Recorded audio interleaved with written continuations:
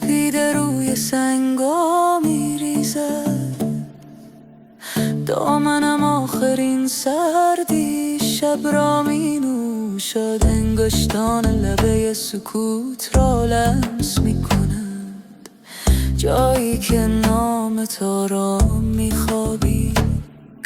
کوچه نفسش را باز می دارد، قدمی جواب سرود من نمی دهد. فلک یار آنچه باید میداد، فلک یار در غبار و نور سجده کردم، نه برای عفو نه برای لطف، فقط تو چهره تو را ببینم.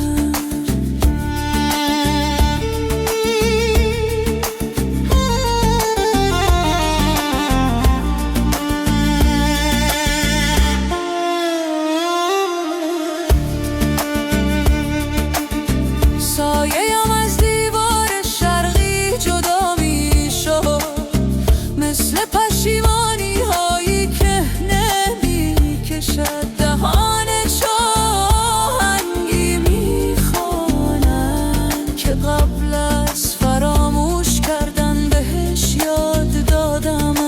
باد برگای آستانه را ورق میزنند، همه سفید جز یک خط خمیده تو. فلک یار آنچه باید میداد، فلک یار در غبار و نور سجده کردم، نه برای عفو نه برای لطف، فقط تا چهره تو را ببینم.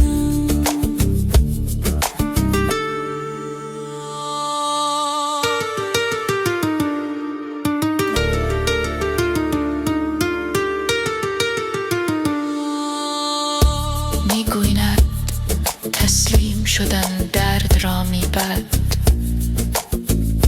اما زانوهایم هنوز از زمین میخواهد بشکند.